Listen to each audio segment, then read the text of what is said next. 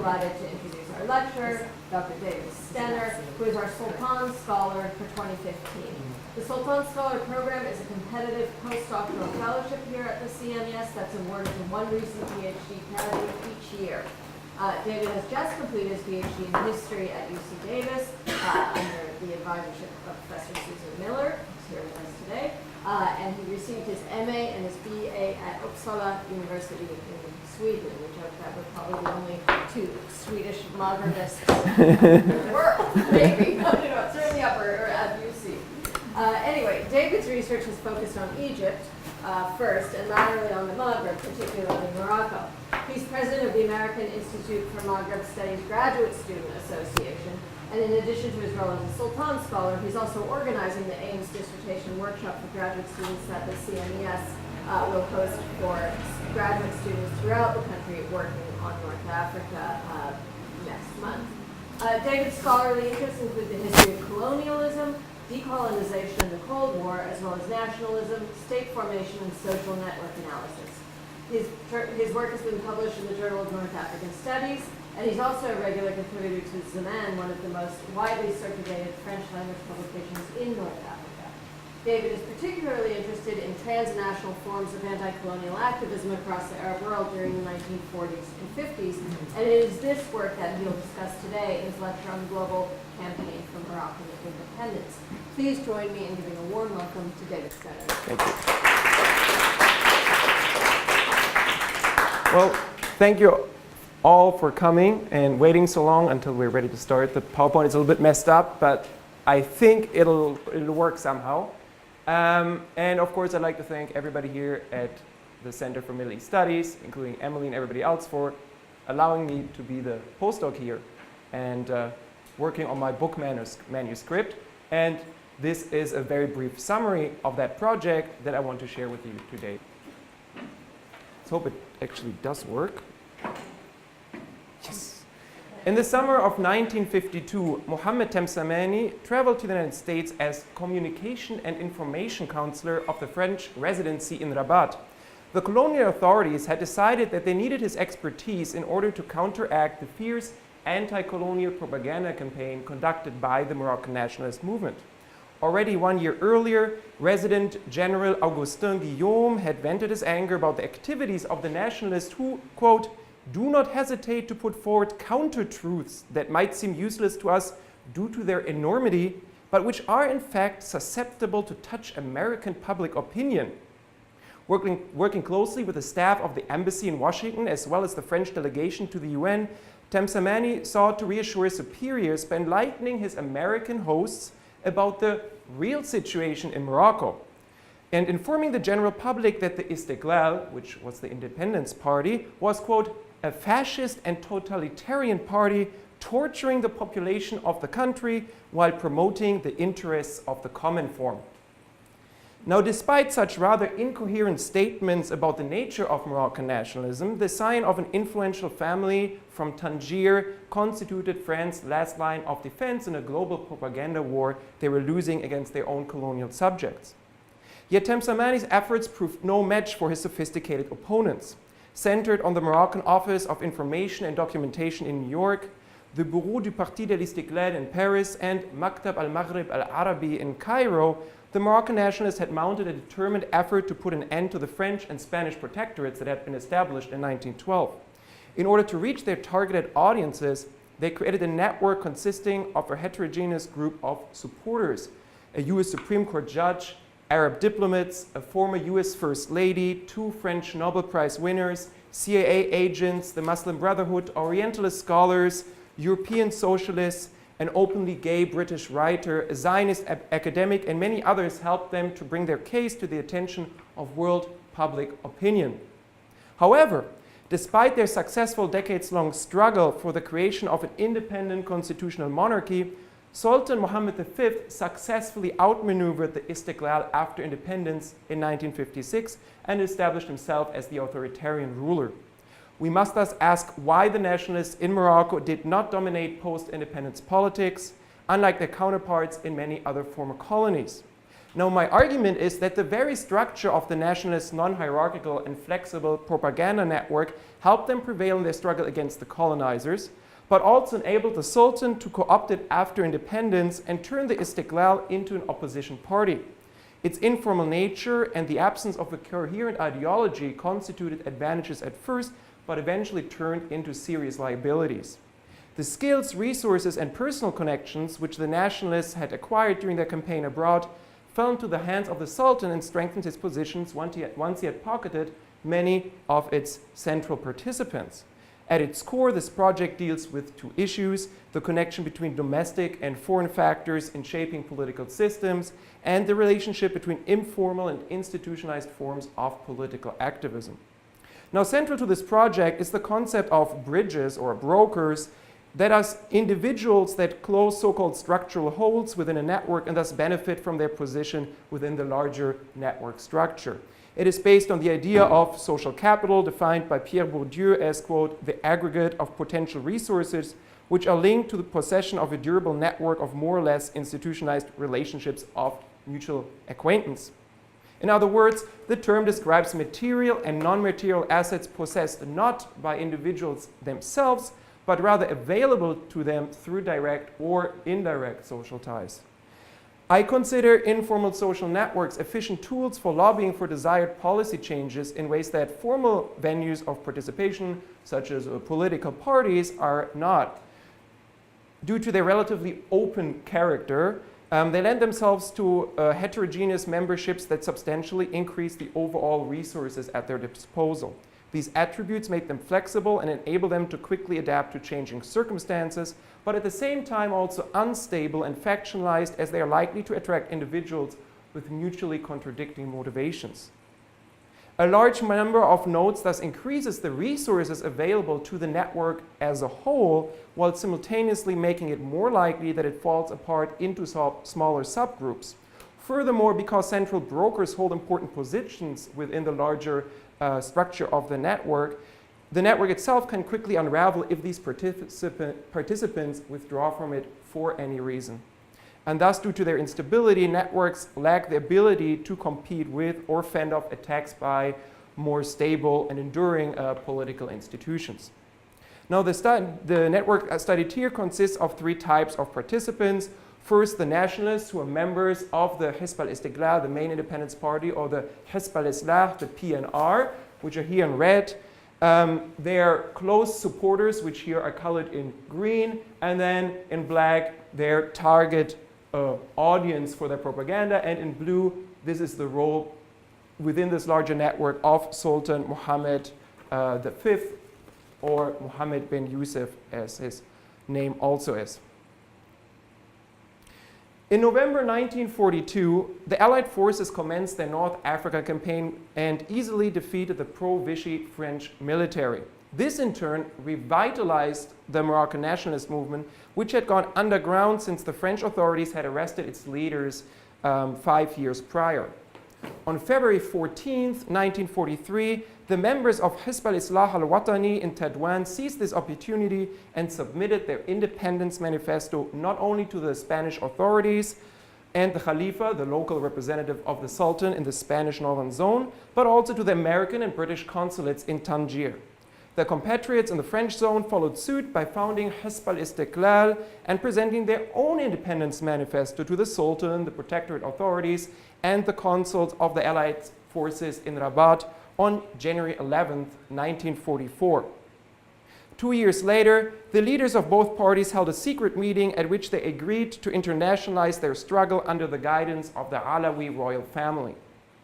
Inspired by their student years in Paris, the leaders of the Istiqlal decided to reach out to the French public through a well-organized anti-colonial propaganda campaign. On August 12, 1946, 3 activists traveled to the French capital to present their demands to the French government. During their stay, they met with influential politicians, including the president of the Christian Democratic MRP and officials at the Ministry of Foreign Affairs. And at a press conference, the Moroccans explained to the gathered journalists that they did not oppose, quote, the legitimate interests of the French, but rather they merely wanted to replace the protectorate with a, quote, voluntary treaty of alliance which would turn the French into true friends and genuine advisors. Well aware that such a short-term visit would not be sufficient to truly impact public opinion, the Nationalists institutionalized their campaign in coordination with the local Moroccan community, especially the small group of students that came to form the nationalist vanguard in the metropole. French observers soon wondered whether, quote, classifying newspaper clippings and holding secret meetings did not absorb most of their energy to the detriment of their exams. In order to finance their activities, the Istiqlalis benefited from several successful businessmen led by Haj Diouri, a merchant from Fez who had made a fortune during the Nazi occupation. Now, the first step towards the politicization of the local Moroccan community was the founding of the Association Marocaine de Bienfaisance, the Moroccan Welfare Association, or AMB, in the working class suburb of Gennevilliers. It provided social and health services to the community and thus drew the laboring masses into the orbit of the nationalist movement. A radio and theater place provided entertainment, an imam from the Paris mosque taught Arabic to children, and volunteers assisted recent arrivals looking for housing and work. Yet in addition to such community services, the anti-colonial activists also needed an official representation in the French capital.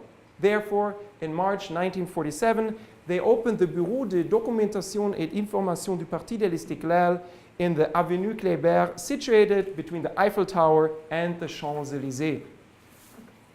A major conduit for attracting attention was the annual celebration of the Moroccan Throne Day, which brought together Moroccans and European critics of colonialism alike. During the first public event on November 18, 1946, the renowned Orientalist Louis Massignon gave a short speech in Arabic, and the poet Jean Amrouche read a letter sent by the future Nobel laureate Albert Camus, reminding the audience that, quote, Moroccans and French conduct the same struggle to live in a world of peace. The Nationalists furthermore distributed photos of the monarch among the attendees, and one of the student leaders had the honor to read the Sultan's official speech, which the royal palace had submitted directly from Rabat. In order to successfully propagate their message to a wider audience, though, the Istiqlalis reached out to well-respected public figures. One important ally was Charles-André Julien, a leading historian of North Africa and an active member of the Socialist Party. Together with 11 other academics, he submitted a note of protest to the Foreign Ministry in 1946, complaining that the Protectorate, quote, no longer responds to the profound wishes of the Moroccan people that aspires to its political emancipation in accordance with the principles proclaimed by the United Nations. In the spring of '52, Julien and the MRP politician André de Peretti traveled to Morocco and, upon their return, submitted a report to President Vincent Auriol, which asked him to make the native Moroccans equal partners in the administration of the Protectorate. The biggest publicity success for the Moroccans, however, occurred following the so-called Casablanca riots on December 7, 1952, during which the police brutally repressed overall peaceful demonstrations against the assassination of Tunisian labor leader Ferhat Hached by French terrorist group in Tunis. A few weeks later, inspired by several meetings which the anti-colonial activists in Paris, led by the hyperactive Ahmed Alaoui, had organized, the famous novelist and Nobel laureate François Mauriac used his weekly column in the conservative Le Figaro to denounce the conduct of the security forces in Casablanca and call upon, quote, all Christians of the French Union to force themselves to confront this racism born out of acquisitiveness and fear that leads to collective crimes. In another article, he asked his readers to, quote, no longer think of certain young men of the Istiqlal as the enemies of France, but rather as interlocutors. At a time when few public figures spoke out openly against colonialism, the bold stance taken by such a preeminent and very conservative Catholic immediately caught the attention of the French public, which began to discuss the future of the Protectorate for the first time. Inspired by the outspokenness of its lead columnist, Le Figaro published a 6-part series on the situation in Morocco in the month of March 1953, cautiously blaming the French side for the bloody events and concluding that the psychosis of fear that had reigned in Eastern European circles had created an atmosphere favorable for the repression of December 52. The wave of critical articles had a tremendous impact inside the protectorate. The chief of the diplomatic cabinet of the residency, Robert Baudouin, wrote to Mauriac that he had, quote, written without prudence and justice. And the journalist Maurice Eonet reminded the novelist that the true perpetrators had been, quote, a gang fanaticized by the troublemakers of the Istiqlal. The local French press also did not hide its anger. Paris expressed its incredulity about his, quote, monstrous statements. La Vigie Marocaine found it, quote, difficult to take Mauriac seriously, and Aspect de la France exclaimed that, quote, the Sultan and the Istiqlal are no longer placing their hope on the UN or an open rebellion, but on the thousands of Mauriacs willing to denounce France. According to a US diplomat, quote, the series of articles appearing in Le Figaro have stirred up a hornet's nest in the Moroccan French press. Comments have been lengthy and bitter. Criticism of French policies in North Africa did not remain limited to the articles written by Mauriac, though. On January 26, 1953, a group of Catholic activists in cooperation with Charles-André Julien, Louis Massignon, the famous lawyer Georges Izard, and many others, as well as politicians such as François Mitterrand, announced the formation of the Comité France-Maghreb, which sought to improve relations between France and the peoples of North Africa. Julien later recalled that the CFM, quote, did not have any financial means, but its members knew how to use their connections. Mauriac, for example, had great prestige that permitted him to have contacts on the highest level.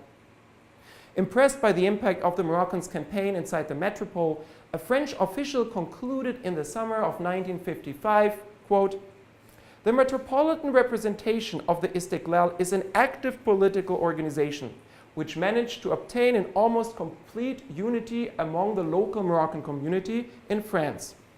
Predominantly constituted by young persons of quite a high intellectual level, it is dynamic and displays a rather shrewd sense of politics. It has already achieved a few considerable results by knowing how to obtain important support in various sectors and among influential persons. It must be considered a significant instrument contributing to realizing the primary objective of the Istiqlal, the independence of Morocco, end quote. Yet the Paris-based activists were not alone in advocating for Moroccan independence abroad. Parallel to their efforts inside the metropole, another group of nationalists from Spanish Morocco had begun to gather support in Egypt, inspired by an important political event that had begun to transform Arab politics since the end of the Second World War. On March 22, 1945, 7 states founded the Arab League, and it immediately became an important point of reference for anti-colonial movements across North Africa. Just a few months later, the Islah and Todouin managed to convince High Commissioner José Enrique Varela to send a delegation representing Spanish Morocco to the Cultural Committee of the League. And it nominated Mohammed bin Ahmed bin Aboud, also known as al-Inglisi, and Mohammed al-Halfawi for this task. At the assistance of the Spaniards, the delegation also included Mohammed ibn Abdessalam bin Aboud, not related, an education inspector known for his loyalty to the High Commissioner. On February 7, 1946, the 3 Moroccans disembarked at Boursaid, where they were greeted by a large crowd. Within days of their arrival, King Farouk granted the delegates a private audience. The local press celebrated the North African nationalists, and the governments of Egypt and Iraq expressed publicly that they would present the case of Morocco before the UN. 1 month later, the 3 delegates attended the meeting of the League's Cultural Committee, but the affair did not work out according to the Spanish plan. Whereas Mohammed ibn Abdessalam bin Aboud, the friend of the High Commissioner, praised the generosity of Spain, his colleague Mohammed bin Ahmed bin Aboud, al-Inglisi, publicly denounced his companion as a traitor and explained that, quote, Morocco has great hope in solving its colonial problems and it relies upon itself and the Arab League regarding this. Furious, the High Commissioner ordered their immediate return to northern Morocco, but to no avail. Bin Aboud al-Inglisi and al-Halfawi announced that they would remain in Cairo and continue propagating the Moroccan demands for independence. On February 15, 1947, the activists from Tetuan organized a week-long conference of the Arab Maghreb, together with nationalists from the French zone, as well as Algeria and Tunisia. The participants declared the French protectorates in Morocco and Tunisia void, and the colonization of Algeria illegal, and they asked the Arab League to, quote, present the North African case before the international organizations and do everything possible to help the Maghreb obtain its complete independence. The main reason for the conference, though, was the opening of Maktab al-Maghreb al-Arabi, the office of the Arab Maghreb, which served as the Cairo headquarters for nationalists from across the region. Its members occupied themselves with holding press conferences and publishing bulletins on recent events in North Africa for the Egyptian media. Even more important, however, were the personal contacts created by the Moroccans. Whether it was the throne day or the anniversary of the Arab League, they always found a reason to invite politicians to a party, including Syrian Prime Minister Jamil Mardambey or Lebanese Prime Minister Riyad al-Sulh Bey, or intellectuals such as Ahmed Amin or Sayed Qutb. Alarmed by these activities, the French embassy noted, quote, the intensive press campaign which the Maghrebis work hard to maintain against us. In the spring of 1947, Abdel Khalik Torres and Alal al-Fassi, the leaders of the Islah and Istiqlal parties respectively, came to Cairo. Upon Torres' arrival at Bursaid on May 16th, a huge crowd of Muslim brothers welcomed him with cries of, "We will give our lives for the Maghreb," and "Long live Arabism." And following a tea reception given in his honor, he gave a long interview to the Brotherhood's newspaper. When al-Fassi reached Cairo a week later, the Ikhwan provided him with an equally enthusiastic welcome. French intelligence reported that the Brotherhood supported the North Africans since Alal al-Fassi had become, quote, the friend of its leader, General Guide Hassan al-Banna. The Moroccans also established close links to the former Grand Mufti of Jerusalem, Hajj Amin al-Husseini, who had become president of the exiled All-Palestine government. And the Istiqlal's official newspaper, Al-Alam, back home in Morocco, printed articles about the Mufti to demonstrate to the Moroccan population that this famous Arab leader supported their struggle for independence. An even more important supporter was the Egyptian senator Mahmoud al-Fath, a prominent member of the Wafd party, whose influential newspaper Al-Misri became a strong advocate for Moroccan nationalism.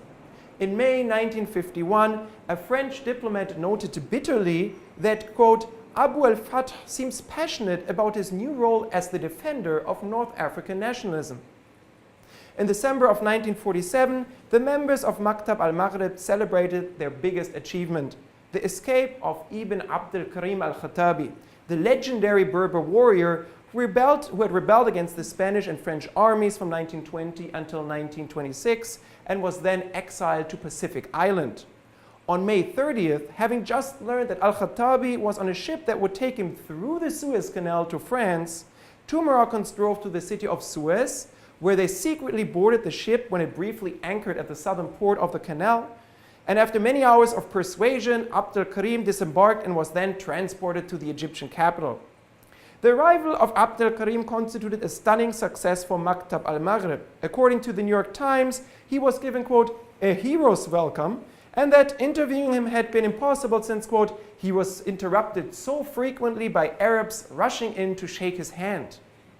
According to a French diplomat, quote, the arrival in Cairo of several Moroccan leaders, followed after a few days by the escape of Abd al-Karim, have brusquely placed the North African question on the first level of world events.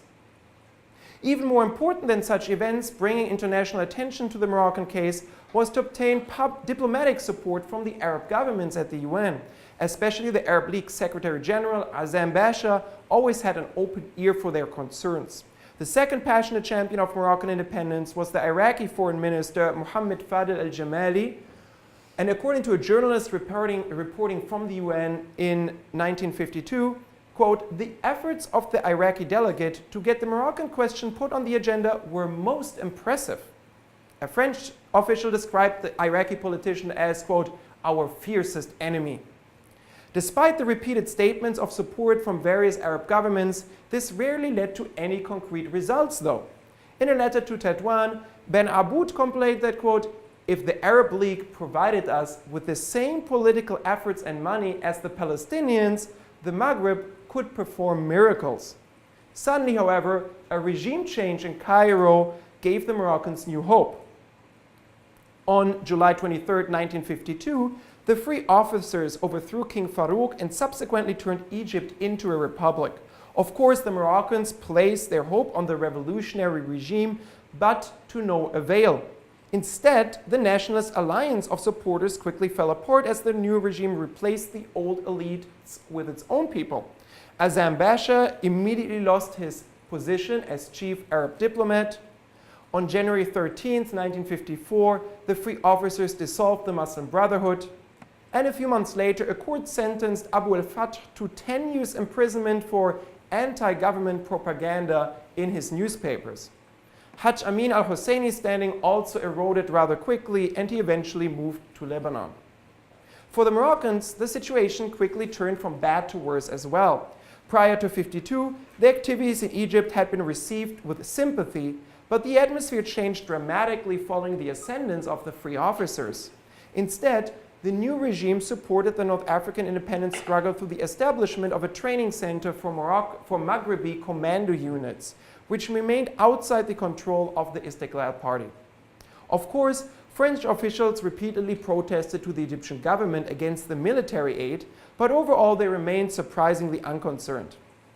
What does the aid of Cairo to the revolt in the Maghreb consist of right now? Altogether, not very much, noted the French ambassador in the fall of 1955, 1 year after the outbreak of the Algerian Revolution.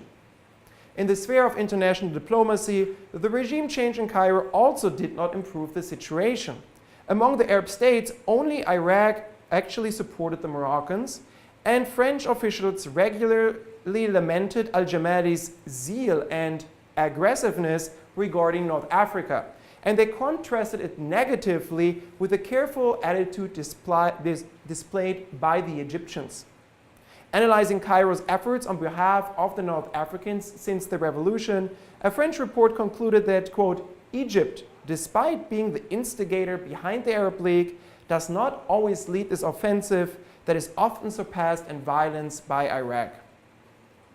The July 23rd revolution thus signaled a shift in Egypt's foreign policy, influenced by the training as soldiers as well as the evident failure of the multi-party system under King Farouk.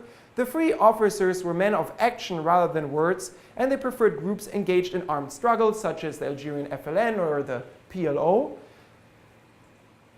Furthermore, the Moroccan strong attachment to Sultan Mohammed bin Youssef collided with the Egyptian leader's strong anti-monarchism. This attitude evidently pleased French officials, who concluded that, quote, the North African problem seemed of secondary importance in the eyes of Egypt. The most important efforts on the exterior, though, did not take place in Paris or Cairo, but in New York, seat of the recently founded UN and home of the newly emerging superpower, the United States. In the spring of 1947, the nationalist leadership chose Mehdi Benouda from Tetuan as their first delegate to the US because he had learned English during his student years at the American University in Cairo. On June 6th, a large crowd bid him farewell at the port of Tangier, from where he embarked on his journey across the Atlantic.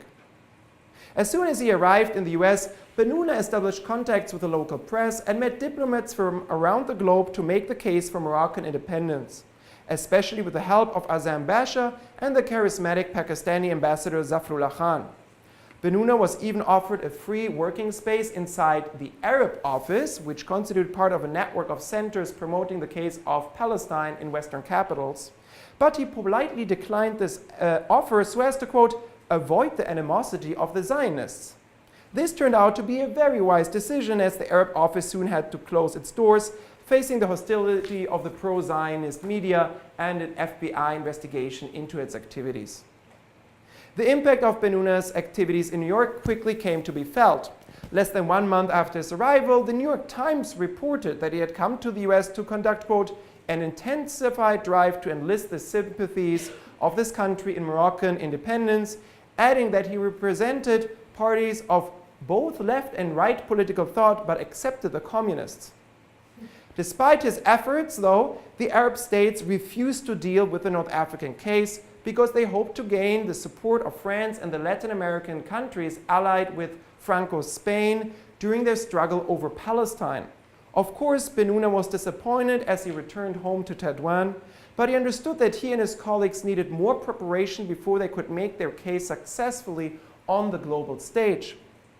The Nationalists had thus prepared the groundwork to expand their efforts to the US, but they still lacked a broker, a person with the skills and reputation necessary to woo the American public. Luckily, they did not have to wait for long. In 1949, a British citizen of Polish origins arrived in the international city of Tanger. Rom Landau had served as an intelligence officer for the Foreign Office during the Second World War, had established a minor reputation as a writer, and had made the acquaintance of many European intellectuals, including T.S. Eliot, Aldous Huxley, George Bernard Shaw, and Maynard Keynes. God is My Adventure and Sex, Life, and Faith were his best-known works. His extroverted personality and, as a person that met him accurately described, his flamboyant homosexual demeanor usually left a lasting impression on his interlocutors. Upon his arrival in 1949, Landau met Ahmed Belafresh, the Secretary General of the Istiqlal, and other nationalists who subsequently arranged an audience with the Sultan in Rabat. The visit convinced Landau to support the Moroccan quest for independence, and within a year or so there were few British publications in which he had not published an article on the topic of Morocco. When he returned in November 1950, the nationalist newspaper Al-Alam announced his arrival on page 1, and Sidi Mohammed invited him to celebrate the throne day in the royal palace. In a private letter, Alel El-Fassi thanked Landau for his, quote, good intentions towards Morocco, which, do not doubt it, knows how to cultivate its gratitudes towards those willing to take interest in its fate. Apparently, Landau's private propaganda campaign had the desired effect because the French prevented him from re-entering the Protectorate when he returned once again in 1951. His nationalist friends asked him to travel to the US instead in order to, quote, enlighten certain authorities as to the true situation in Morocco. Accompanied by Mohamed Larzaoui, a major capitalist from Fez and the main financer of the Istiqlal party, Landau heeded their request. As soon as he arrived in DC, he met Secretary of State Dean Acheson, Senator Connolly, the chairman of the Senate's Foreign Relations Committee, and briefed personnel both at the State Department and at the CIA headquarters. In the meantime, Larzaoui settled in a suburb of Washington from where he expanded his business empire while simultaneously financing the activities of the nationalist movement in the US. When the UN decided to put the Moroccan question on the agenda in the agenda of fall 1952, Belafrege and Landau agreed that it was time to step up their propaganda efforts. They subsequently joined Mehdi Bennouna and Mehdi Ben Aboud in New York, who had set up the Moroccan Office of Information and Documentation, short MOID, the year before. Landau's main duty was to edit 2 new periodicals, the Moroccan News Bulletin and Free Morocco. He also wrote articles for the New York Times, the Catholic Weekly America, the Carnegie Endowment for International Peace, and many other famous think tanks and organizations. At the same time, Mohammed V asked Landau to write his biography, the result of which constituted an illustrated hagiography rather than a serious piece of scholarship, putting emphasis on the Sultan's, quote, sagacity, diplomatic skill, and talent for moderation. The members of the MOID also managed to convince prominent Americans to publicly support the case of Morocco. After meeting Landau, former First Lady Eleanor Roosevelt dedicated her next widely read syndicated press column to the case of Morocco, urging her readers to, quote, get as much enlightenment as possible on the situation. The members of the MOID also convinced Supreme Court Justice William O. Douglas of their cause, who then traveled to Morocco in the summer of '54 and tried visiting several nationalists in jail. Upon his return, he published a very long article in the popular Look magazine in which he lambasted the, quote, French police state as a menace to world justice and peace. The lobbying efforts of the Moroccan nationalists ultimately led to a partial victory on December 17, 1952, when the General Assembly passed a resolution confirming, quote, the fundamental liberties of the people of Morocco. Despite its mild tone, the nationalists interpreted the very fact that the UN considered itself competent to deal with the Moroccan problem and pass a resolution as no mean victory. After finishing his tasks on the East Coast, Landau commenced a public lecture tour that took him to university campuses across North America. In 1954, he became a full-time professor of Islamic and North African Studies at the American Academy in San Francisco, and from 1956 on, the University of the Pacific in Stockton.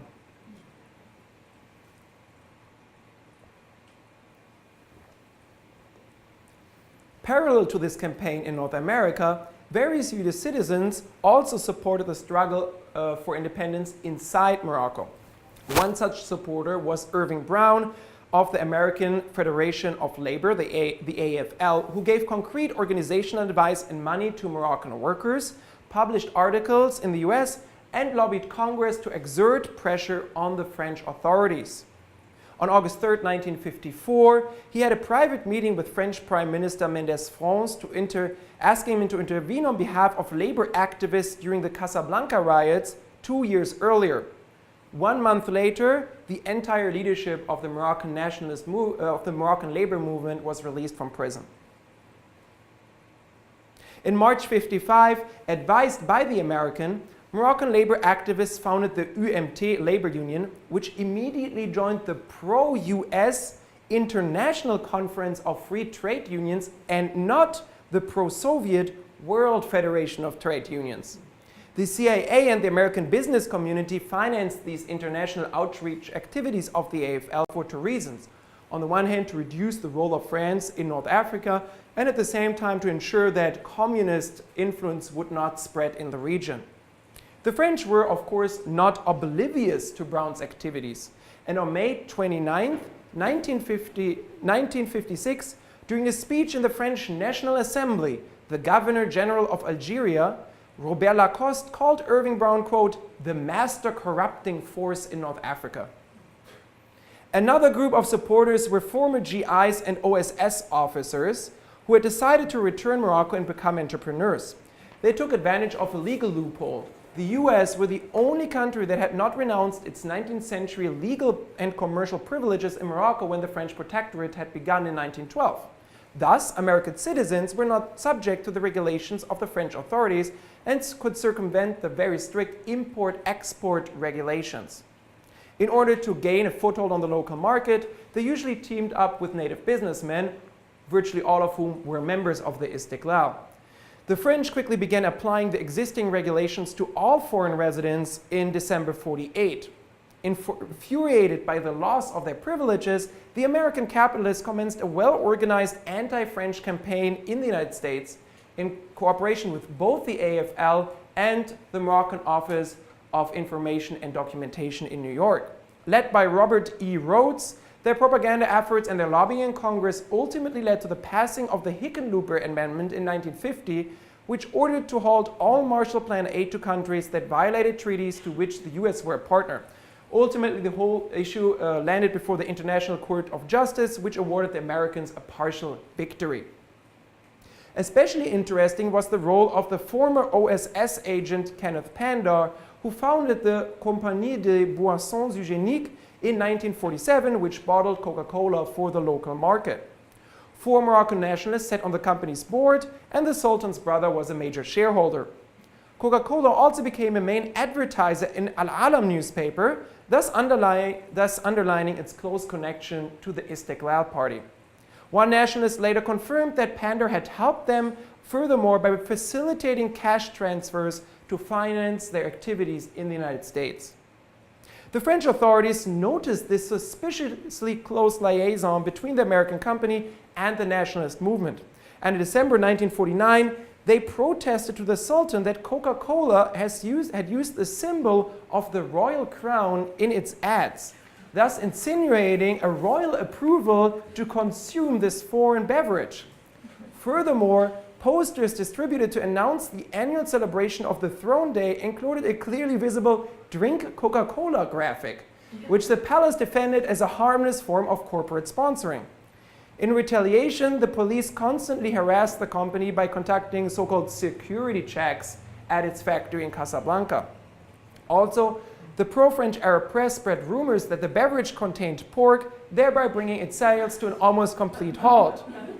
However, unsurprisingly, the Coca-Cola managers easily persuaded the Sultan's son to consume the drink in public at a racetrack, thus helping Coca-Cola regain most of its market share.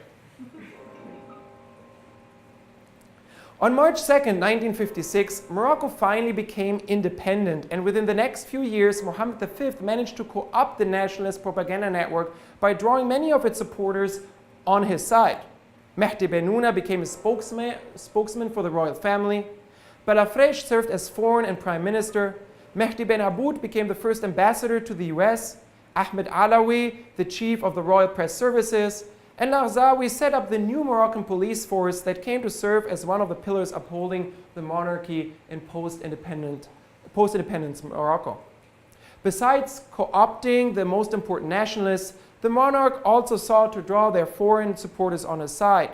During a short stay in Paris in the fall of 1955, Mohammed V organized a dinner party to which he invited Charles-André Julien and François Mauriac, amongst others. And 1 year later, he invited Mauriac to attend the 30th celebration of Throne Day as the monarch's guest of honor. And the same year, Julien, at the personal request of the Sultan, was appointed as the founding dean of the Faculty of Letters at the newly established university in Rabat. In 1957, the efforts of the anti-French propaganda network in the US finally came full circle. King Mohammed V embarked on a trip to America, accompanied by the Coca-Cola manager Kenneth Pandar, whereas Rom Landau wrote an updated biography of the monarch that was distributed prior to his visit to the US. The king used the occasion to visit the AFL headquarters as well as the US Supreme Court to thank both the labor activists and Judge Douglas for their generous support during the campaign for independence. During Mohammed V's speech before the UN, Eleanor Roosevelt accompanied the Sultan's 3 daughters and sat with them listening to their father speak. Finally, the king insisted on visiting the College of the Pacific in San Francisco, to the complete dismay of the head of protocol in the State Department, who couldn't understand why a foreign head of government wanted to visit such an obscure academic institution. In his speech at the official reception, Mohammed V thanked his, quote, good friend Rom Landau, emphasizing that, quote, we will always be grateful to him for what he has done, standing by our side during our most difficult days. After his return home, the king decided to draw Landau ever closer to his side by making him the commander of the Wissam Alawite order and inviting the writer to accompany him on his first official visit to the former Spanish zone. When Hassan II ascended the throne in 1961, Landau finished his official biography just in time for the new king's visit to the US the following year.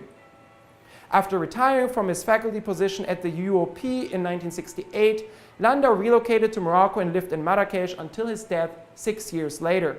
In Landau, the monarch had a well-known spokesperson abroad, and at the same time he could legitimize himself inside Morocco by demonstrating his close relationship to the only foreigner whose contribution to the struggle for independence continues to be mentioned in Moroccan nationalist historiography until today. The AFL support for the labor movement was also highly desirable in the eyes of the palace. As a staunch anti-communist, Brown made sure that the Moroccan labor leaders refrained from all sorts of revolutionary activities as he continued to visit Morocco, usually accompanied by a large briefcase filled with cash, on a regular basis. To the US capitalists, Mohammed V was a pillar of stability in a region engulfed in turmoil. The monarch, meanwhile, had good use for the foreign capitalist know-how as he tried to assert himself in an economically underdeveloped country. Until this day, the bottling plant in Casablanca remains one of Coca-Cola's most important forward operating bases worldwide. In contrast to their positive relations to the US and parts of the French elite, the leaders of independent Morocco adopted a very reluctant attitude toward the states of the Middle East, and they refused to join the Arab League. thus expressing their disapproval of this organization viewed as Nasser's extended arm. Only by October 1958 did Morocco finally become a member of the League, but it would take Mohammed V until January 1960 to finally accept Nasser's invitation to visit him in Morocco. And he combined that state visit with visits to almost all other Arab capitals to downplay his meeting with Nasser. We can thus conclude that the international anti-colonial propaganda efforts of the Moroccan nationalist movement had come full circle. By creating an ad hoc network of supporters willing to present their demands to foreign audiences, the young activists had successfully contributed to the end of the protectorates in 1956. Yet the network's flexible structure eventually turned from an asset into a liability, as Sidi Mohammed co-opted its central nodes during the post-independence years and thus significantly weakened the Istiqlal party. Therefore, far from constituting a panacea for the aspirations of marginalized political groups around the world, whether 1950s Morocco or the 21st century Egypt, so-called networked activism offers the possibility for both success and failure, and quite often a combination thereof.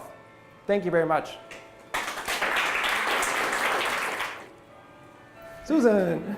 David, could you talk a little bit about Mohammed V's relationship with al-Fassi after independence? You mentioned being part of a co-opted network. What was his relationship with the leader of Istiqlal? They didn't like each other at all, according to all the evidence that's there. But you know, al-Fassi was for those who are not obsessed with Moroccan history, so al-Fassi was the president of the Istiqlal, which was just a position kind of given to him because he was important, but he wasn't really like in charge of the party. And so after independence, al-Fassi was seen as the conservative wing. He wasn't seen as dangerous. So every now and then he was given like the minister of religious endowments. He was Wazir al-Ahbas and those kind of things. But he was too royalist to be seen as a real threat, and his following wasn't seen as that dangerous. So there was, especially from the side of the Sultan, a strong dislike towards him. But he felt that he was not the major threat towards the monarchy that came from other parts of the former nationalist movement. I was wondering, the kind of propaganda office in the United States, does it at all come to talk about the Jews in Morocco? Because I remember vaguely that there was a lot of concern at the time in Morocco that the way that they are treating their Jews might influence. Well, they were slightly anti-Semitic, so they assumed that the United States is being controlled by Jews, and they were assuming that this might have some bearing on their independence. I was wondering if you found any connection between the propaganda campaign and what's going on with the Jews in Morocco at the same time. So there are two things that I found in the archives. First of all, when they sent Bennouna abroad in 47, the head of the Islah party in Tetuan said, he was in Cairo at that time, right? Torres had just arrived in Cairo. He wrote a letter, said, get yourself a letter of introduction from the Jews in Tetuan to their brothers in New York, because the Jews are very powerful, and if we can present a letter from the Jews of Tetuan, maybe it'll help Bennouna establish himself. So we're very much aware of the Jewish factor on the East Coast. That was the first thing. The other thing was, right prior to the 52 debate at the UN, right, when the MOID was at its height, Ahmed Belafrej had meetings with Zionist activists from the American Jewish Committee. And so the American Jewish Committee asked him to publicly promise that after independence, Jews would be protected in Morocco. And in return, the American Jewish Committee would, publish something favorable on Moroccan independence. And so there are a lot of letters going back and forth between them until eventually the AJC is happy with the statement, and then Belafrej released it to the press, and the AJC upheld its part of the bargain. So it was definitely an important part of the worldview that the nationalists had, that they viewed that as important to obtain independence. I would just say that there's, I think, commentary interviewed a bunch of Moroccan nationalists in the early 50s, which is very strange for a Jewish newspaper. Which word is that? Commentary. I can find you the article, which I wonder if connected. I didn't know it from the office. The article is there. So. Probably there is. Maybe that's the thank you for the press statement, right?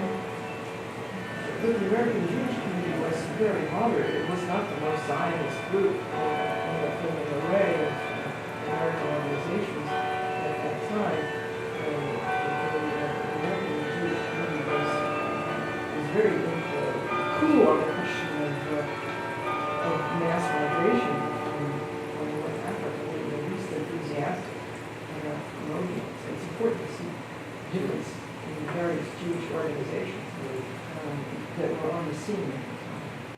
Yeah, also, that's good that they point that out, thank you. And then also when they asked, they never asked for anything about like, could you make a promise that Jews are allowed to migrate? There was not, in the letters that are available, all they cared for is that the Jews will be protected in Morocco after independence. So that was the only topic of conversation. Israel Zionism didn't come up in those letters.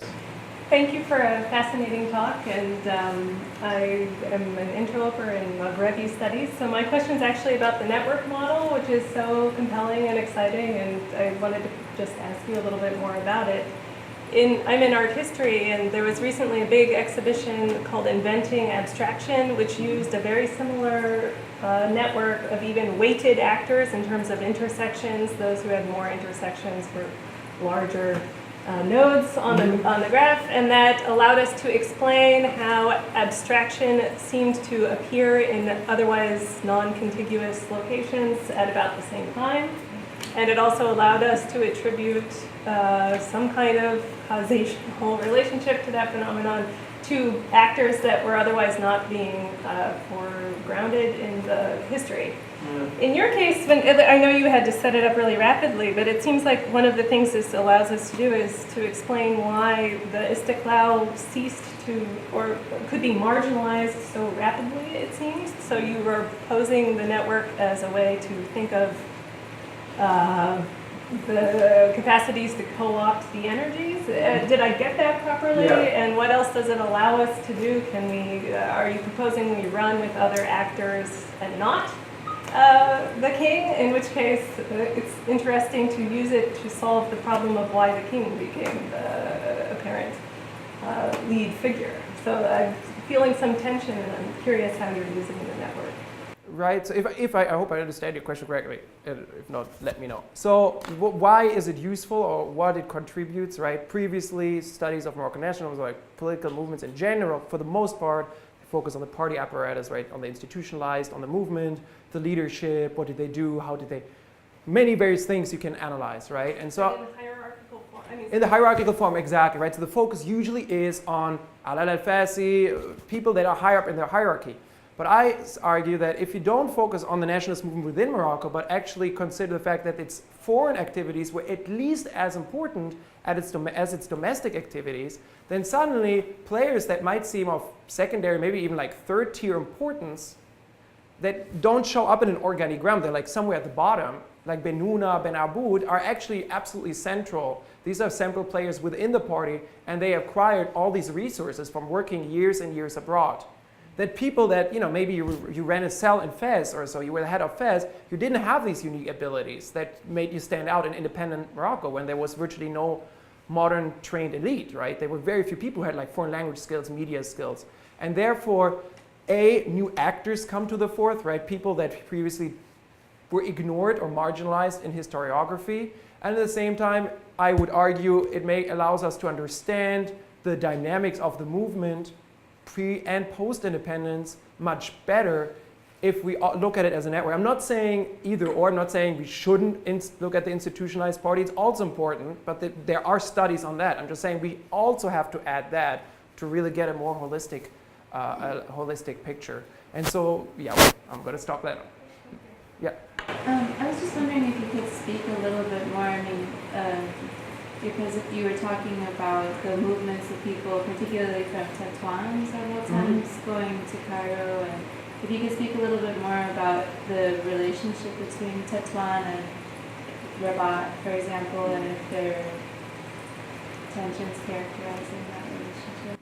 So thank you for the question. I just this summer finished writing an article on that specific subtopic, so that's just right down my alley. So in a nutshell, in Morocco, when you see Moroccan history, it's usually, just talk to Emily about it, right? If it's political history, it's Rabat, Casablanca.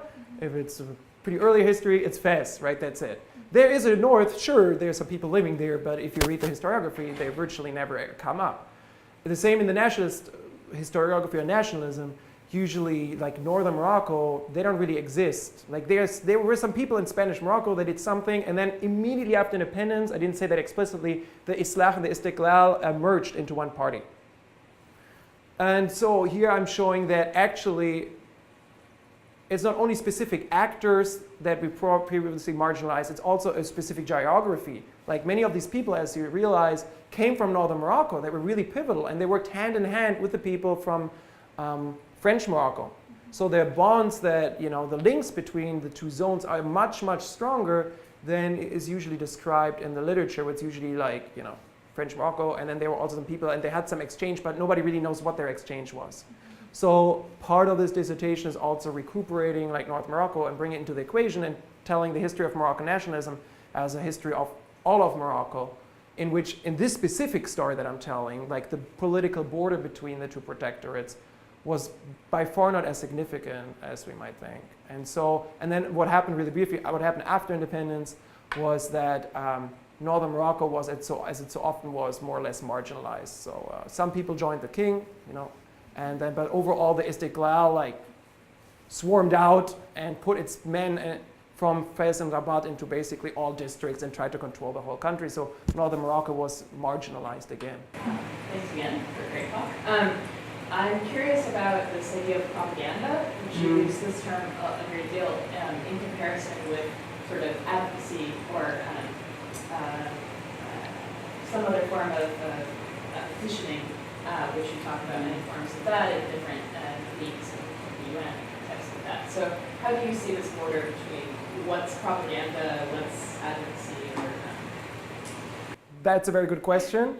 So the reason why I use the term propaganda, I've once or twice had people saying, propaganda is a very problematic term because nowadays we have a negative connotation is attached to propaganda.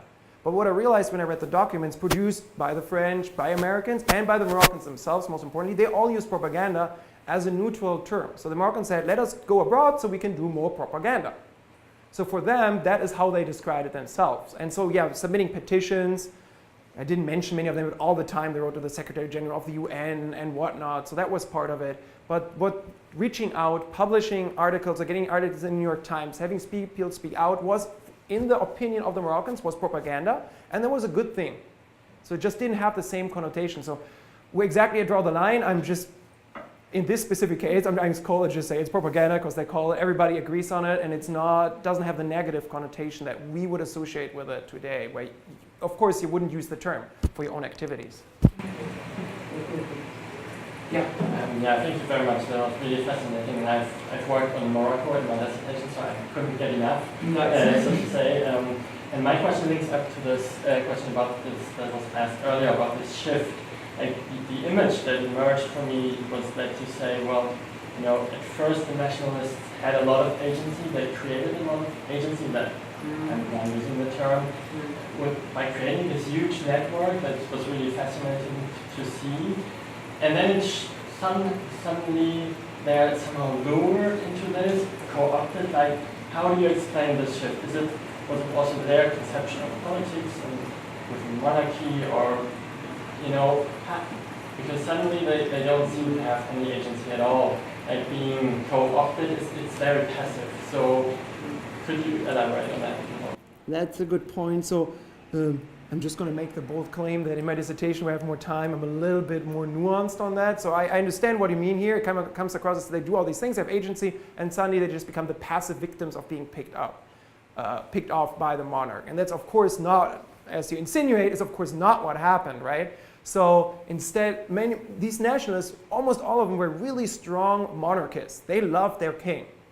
Most of them agreed, kind of this idea, after independence, we will create a constitutional monarchy, like the rule of the monarch will kind of wither away, but we kind of love him. So when they were called upon by the monarch who said, want to be my press secretary, want to be my first ambassador in the United States, whom I appoint, want to be, spokesperson.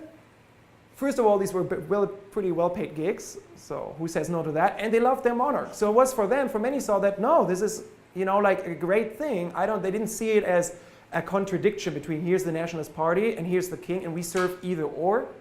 But for many, that was a great opportunity. And so it's just when you look at the larger structure, that many individuals who made the individual legitimate decisions what happened was that the human resources, if you allow me to use that term, of the party, the most important players were picked out. And that was one of the factors, there are many other factors as well, that contributed to weakening the Istiqlal party, because its brains were picked off, and thus not being able to compete as well with the monarchy and the power struggle. So yes, you're right. They didn't become some passive victims, but they were very conscious in their decisions. And it wasn't, for them, in their mind, I don't think it was like a radical transition. It was logical to a certain degree. Yeah. That's the last question. I was looking at a picture of the three officers in Egypt, and you see certainly Sadat, I think Sadat was in the back. And Yeah, I think so. Yeah, and then you see Nasser, and of course you think about the importance of charisma for certainly Nasser, at least after he comes into power. But I wonder if charisma was important in Morocco in the same way, in terms of, you said, talking about al-Fassi kind of falling into the position. I mean, Mohammed V seems to have been a charismatic figure, and al-Fassi, you don't usually hear talked about like that. But what about any of these others who emerged as leaders? Was charisma a factor at all, or are we really, was it just, you mentioned that people were trained in foreign languages or in speaking to the media and so on, but Nasser was evil. Right, so the idea of charisma, right, so when I read the documents, I read a lot of documents by people, right, to get an image of how this person was, an assumption of their personality. Most of them, Bennouna, Ben Arboud, I don't want to use that term negatively, but they come more across as technocrats. They're skilled people.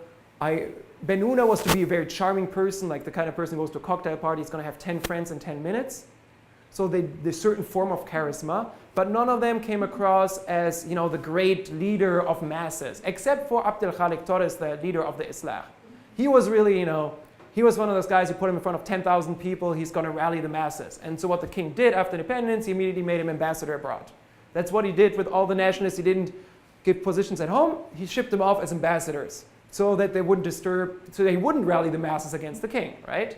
So there are some figures there that seemed to me like they were charismatic individuals, but of course nobody could even come close to Sultan Muhammad V, right? He was the father of independence, the father of the nation. People worshipped him. The nationalists worshipped him, right? And so again, like I said, I'm not arguing that only because of the network structure and the cooptation is why he won. There are many other factors, right? Within Morocco, how he played domestic politics, and just his standing. It was not possible to challenge him. But overall, at least those guys I talk about, with the exception of Torres, don't strike me as like the leaders of, let's say, a mass movement, but rather, very skilled, very smart technocrats.